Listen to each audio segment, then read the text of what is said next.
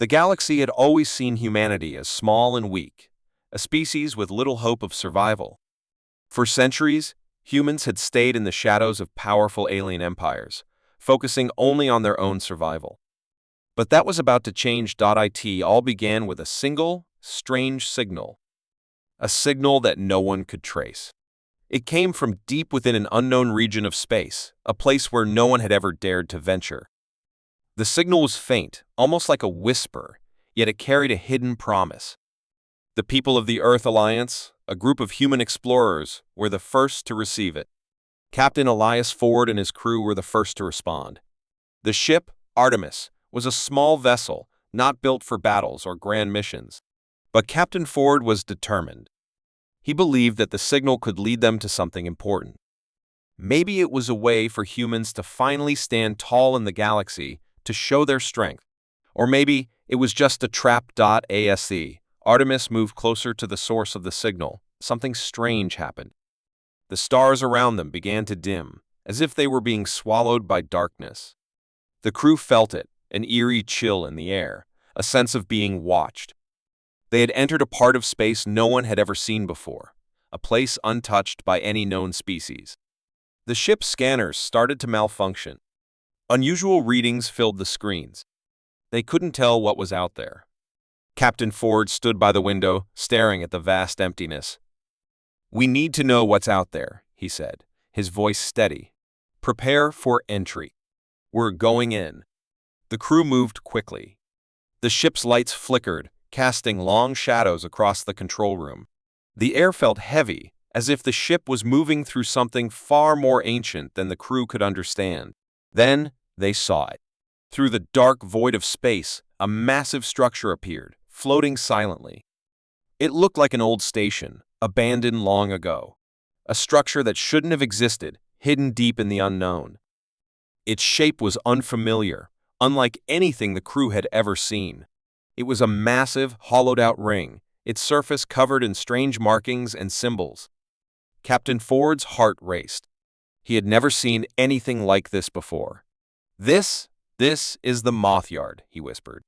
He had heard rumors of such a place, an ancient human station, long thought to be a myth. The MothYard had been built centuries ago, but no one knew its true purpose. Some believed it was a place where humans once studied alien technology. Others thought it was a weapon, hidden away to protect humanity from threats in the galaxy. But no one knew for sure. Now, it was here, in front of them. The Artemis slowly approached the station. The crew's excitement grew. But something wasn't right. The station looked abandoned, yet it felt alive, as though it was watching them. The crew could hear faint whispers through the ship's communications system, strange voices that seemed to echo from within the station. They couldn't understand the words, but the tone was unmistakable. It was calling to them. Captain Ford made the decision. "We're going inside."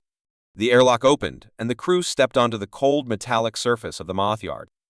The silence was deafening. No sound, no movement. It was like they had entered a forgotten world. They moved cautiously, exploring the vast corridors of the station.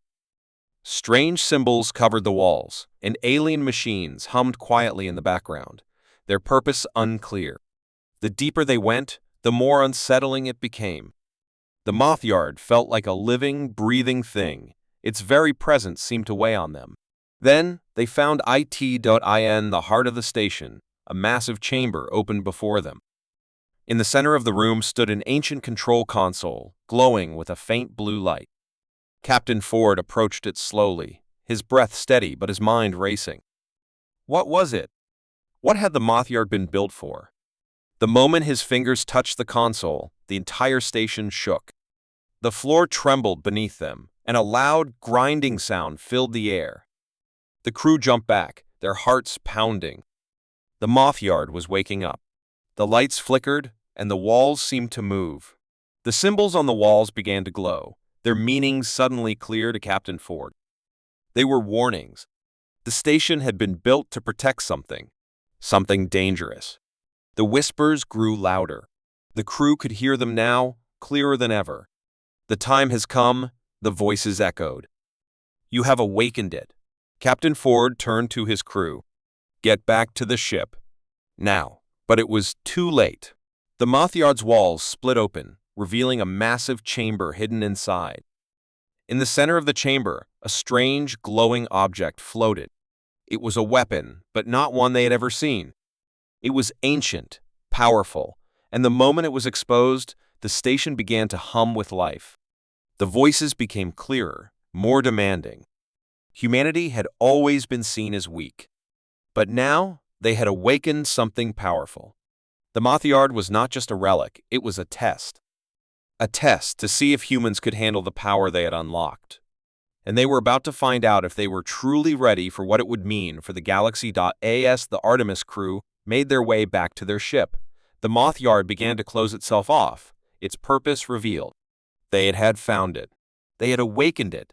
And now, the galaxy would never be the same. In the far reaches of the galaxy, the human race had long been underestimated.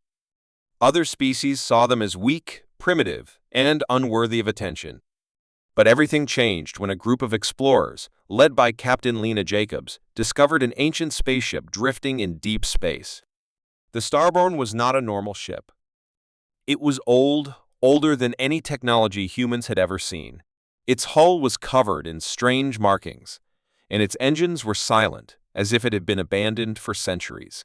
The crew of the Starborn had been investigating a strange signal that had come from a forgotten part of space, but they never expected to find something so mysterious. "Captain," said Lieutenant Markson, his voice shaky, "this ship, it's like nothing we've ever seen. It's almost alive." There was something unsettling about it. She could feel the weight of its history pressing down on her. "Prepare to board," she ordered, her voice steady but filled with uncertainty. "We need to know what's inside." The airlock hissed as the crew stepped onto the cold, metallic surface of the Starborn. The silence inside was overwhelming. The lights flickered on as they moved deeper into the ship. It was like walking through the bones of a long-dead giant. "This place gives me the creeps," Markson muttered, his hand resting on his weapon. Lena nodded but didn't respond. She, too, could feel the strange energy in the air, the quiet hum of something hidden deep within the ship. They continued their search through narrow hallways, passing rooms that looked untouched by time. Everything was eerily preserved. But then they found it. A large chamber, unlike the others, sat at the heart of the ship. It was completely dark, except for a faint blue glow coming from the center of the room. The glow seemed to pulse like a heartbeat. As they entered, the air grew warmer, heavier, and the walls began to hum with energy. At the center of the room stood a large metallic structure. It was like a cage, but inside it was a sphere, glowing with an unnatural light. The crew gathered around it, captivated. The sphere was unlike anything they had ever seen, smooth, yet filled with energy. "What is that?" Lieutenant Markson whispered. Lena stepped closer, her eyes fixed on the sphere. "I don't know. But we need to figure it out." As her hand reached out to touch the sphere, the ground beneath them shook. The walls began to glow brighter, and the hum grew louder. The sphere reacted to her touch. It pulsed once, then twice, as if awakening from a long slumber. Suddenly, a voice echoed through the room, deep and ancient. It wasn't a voice they could hear with their ears, but one they felt inside their minds. "You have awoken it," the voice said, cold and powerful. The crew froze. "What was that?" Markson gasped. Lena didn't answer. Her mind raced, but she couldn't understand. The voice continued, each word sending a chill down her spine. "You are not ready." But now, there is no turning back. A dark shadow moved across the room, and the sphere began to float, slowly rising into the air. The room trembled, and the walls shifted, revealing hidden panels and weapons that had been dormant for centuries. Lena understood now this wasn't just a ship. It was a weapon, one powerful enough to change the entire balance of power in the galaxy. "We need to leave," Markson said urgently, his voice rising in panic. But it was too late. The ship had already begun to power up, and the weapon inside it was awakening. The energy from the sphere was growing, feeding into the ship's core, causing it to come alive in ways Lena couldn't fully comprehend. The Starborn wasn't just a ship, it was a weapon meant to reshape the galaxy, to make its creator the most powerful force in existence. Suddenly, a blast of energy shot through the room, and the crew was thrown back. Lena hit the ground hard but quickly scrambled to her feet. The sphere glowed brighter than ever, and the ship seemed to respond to it, powering up faster and faster. Lena knew they had to make a decision fast.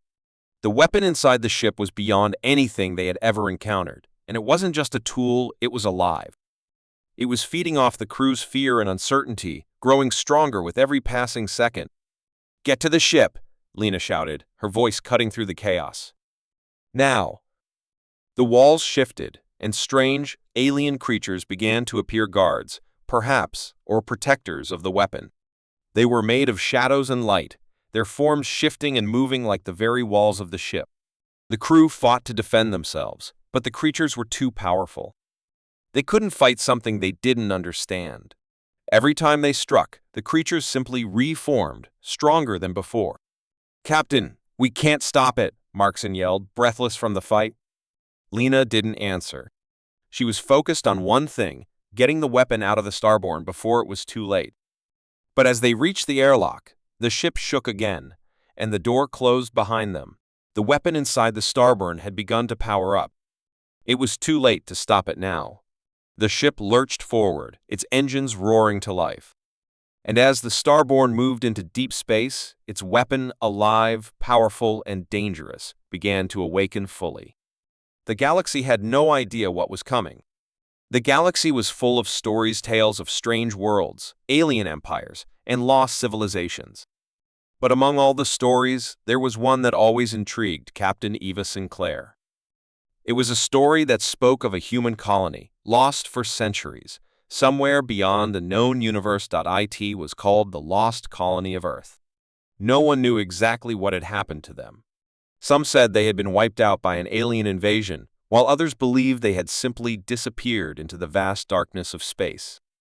But Eva couldn't shake the feeling that the truth was out there, waiting to be discovered. It started with a message. A signal, faint but unmistakable, was picked up by the Orion's light, the ship Eva commanded. It was coming from the deepest part of the galaxy, from a place that had long been ignored. The coordinates were clear, the lost colony was real. Eva gathered her crew, and they set course for the mysterious location. As they neared the planet where the signal originated, the atmosphere on the ship grew tense. No one knew what they would find, but they all felt the weight of history bearing down on them. When they arrived, the planet was nothing like they had imagined. It was covered in thick, dark forests, with towering trees that seemed to reach into the sky. There were no signs of life, but the signal was coming from somewhere beneath the surface. "We need to land and investigate," Eva said, her voice calm but filled with determination. "Prepare for landing." The crew was silent as they made their way to the planet's surface. As the Orion's light touched down, a feeling of unease settled over everyone. The air was thick, and the ground seemed to hum with a strange energy. Eva led her team through the dense forest, their footsteps barely making a sound on the soft, moss-covered ground. The signal was getting stronger, guiding them deeper into the forest. After hours of walking, they finally reached a clearing, and there it was, a large, stone structure half buried in the earth. It looked ancient, but there was something about it that seemed familiar. It was human-made. "This is it," Eva whispered. "This is where the signal is coming from." The team approached cautiously, and as they entered the structure, the air grew even colder. The walls were lined with strange markings, but the most unusual thing was the strange hum that filled the room. It was coming from a large, circular device in the center of the chamber. The device was covered in dust, but it was clear that it was still functional. "Captain," said Lieutenant Zara, her voice shaking, This is some kind of old technology. It doesn't belong here." Eva stepped closer to the device, her hand hovering just above it. The moment her fingers brushed against it, the entire room seemed to come alive. The hum grew louder, and the walls shifted. A hidden door opened, revealing a narrow hallway that led deeper into the heart of the structure. Eva's heart raced. "Stay close," she ordered. "We're going inside." The hallway was long and winding, but the signal was stronger now, urging them forward. As they reached the end, they found themselves in a massive underground chamber. And there, In the center was the most shocking discovery of all, a large, frozen chamber filled with people. Humans, dozens of them. They were suspended in some kind of cryogenic stasis, their bodies preserved in time, just like the ship's technology. "What is this?" Lieutenant Zara gasped. "How long have they been here?"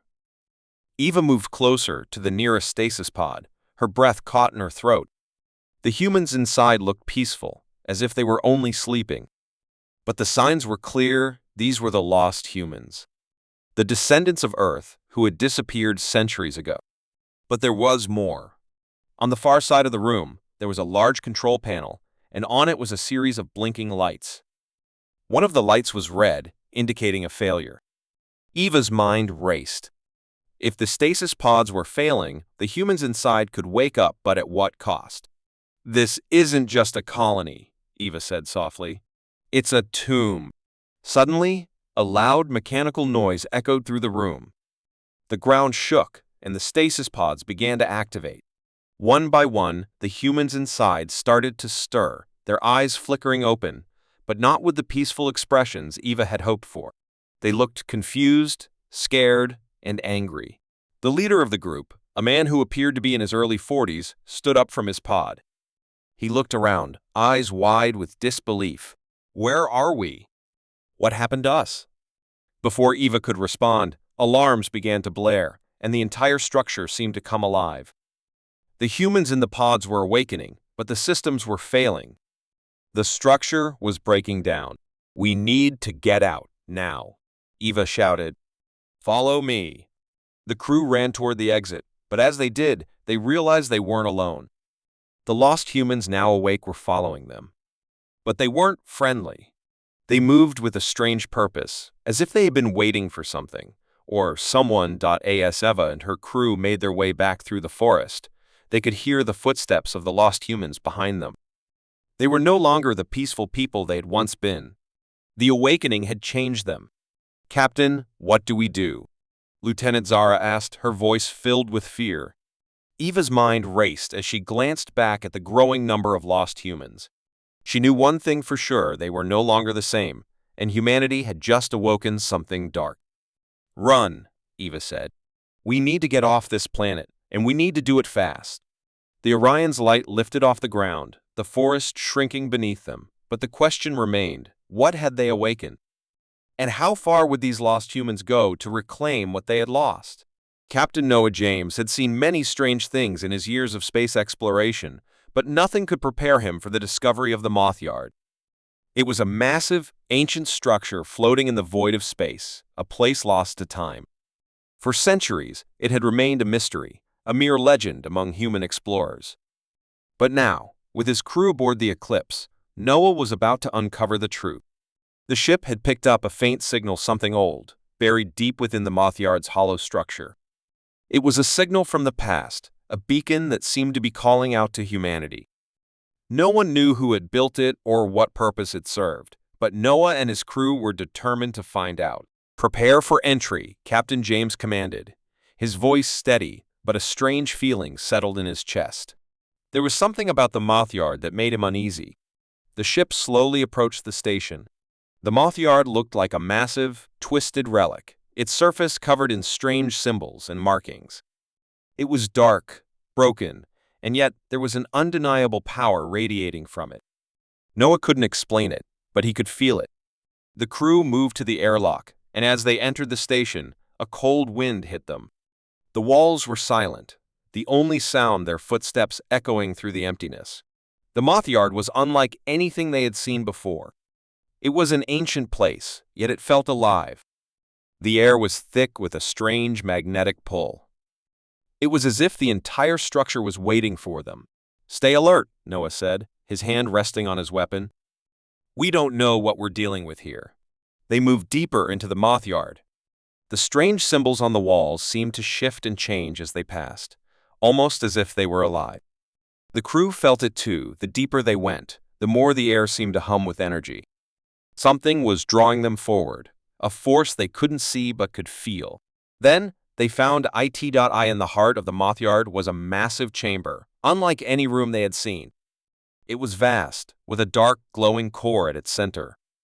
The walls of the room were lined with ancient machinery, strange devices that seemed to hum with power. In the center of the room, a large stone pedestal stood, and on top of it, a sphere of pure light. It was the source of the energy they had been feeling. "This is it," Noah whispered, awe in his voice. The power of the MothYard. The sphere glowed brighter as Noah approached it. He could feel the energy pulsing through him, filling his body with an overwhelming sense of power. It was unlike anything he had ever experienced. He reached out to touch it, but as his fingers brushed against the sphere, a shock of energy shot through him, and the entire chamber trembled. "Noah!" shouted Lieutenant Cal, running to his side. "Get away from it!" But it was too late. The sphere's energy surged, and the walls of the room began to glow. The ground beneath them shifted, and a loud, deep hum filled the air. The MothYard was coming to life. The ancient machines around them started to activate, their gears turning, their lights flashing. Something had been triggered. Suddenly, a voice echoed through the room, deep and ancient. It was not from any living being, but from the MothYard itself. The voice spoke in a language Noah couldn't understand, but the meaning was clear. It was the voice of the builders, the creators of the MothYard. "You have awakened the power," the voice boomed. "Now you must face it." The crew looked around in fear. The walls seemed to close in on them, the floor shifting as though the station itself was alive. They were trapped. "Noah," Kale said, her voice trembling. "What did we wake up?" Noah didn't have the answers. The MothYard had been a legend, a myth passed down through generations, and now they were facing the reality of its power. It was more than just a structure, it was a weapon, a tool designed to harness the energy of the universe itself. The sphere pulsed again, sending waves of energy through the room.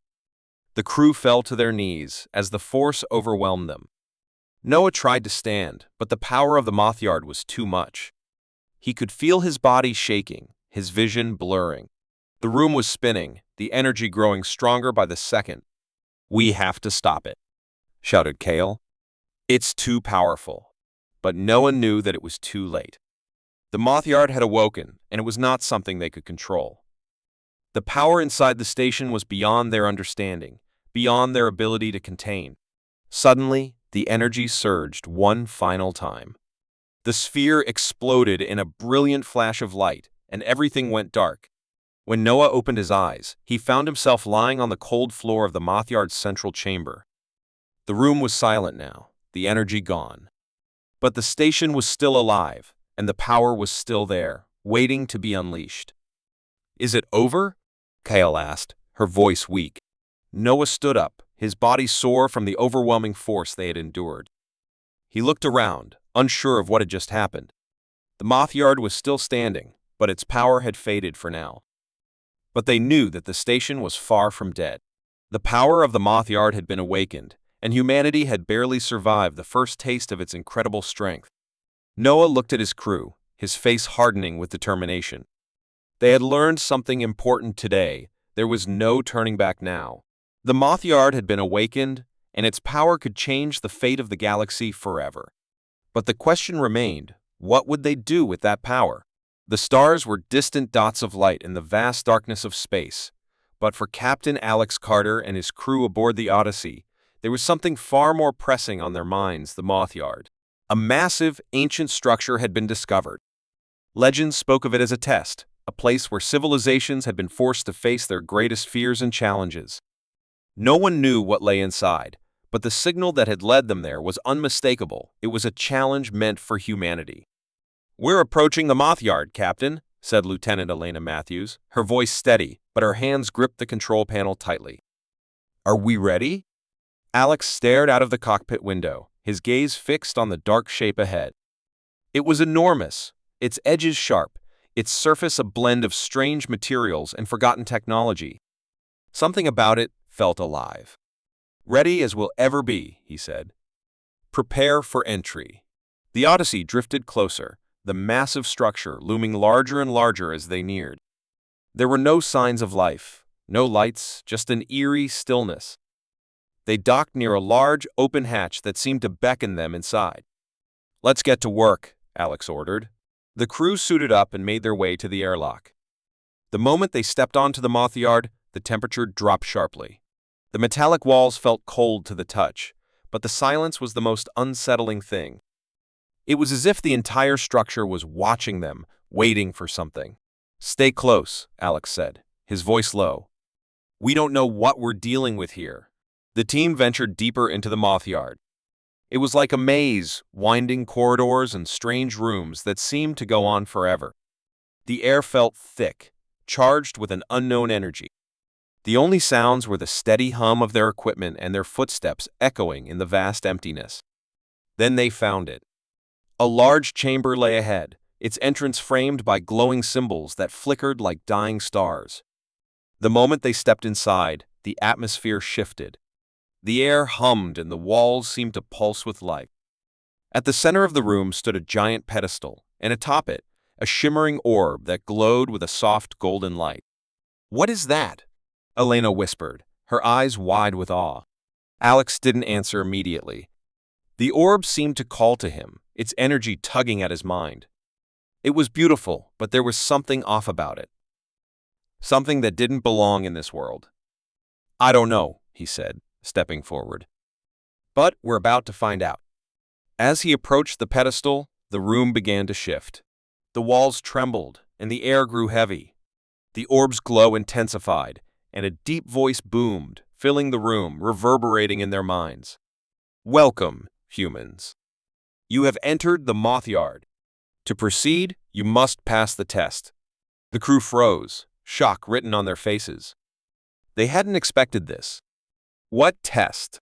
Alex called out, his voice firm, though his heart was pounding in his chest. The voice replied, "The test of strength. The test of will. The test of sacrifice. Only those who are worthy may continue." Without warning, the floor beneath their feet began to shift. The room split into several pathways, each leading into darkness. The orb above them flared brighter, and another voice, this one much darker, spoke. "Choose your path, Captain. Your fate and that of your crew lies in your hands." Alex's mind raced. What kind of test was this? Was this a challenge designed to break them, or was it something more? He glanced at his crew. Elena looked back, her expression uncertain, but her resolve was clear. She trusted him, as did the others. "I won't let anything happen to you," Alex muttered under his breath. The crew hesitated, unsure of what to do.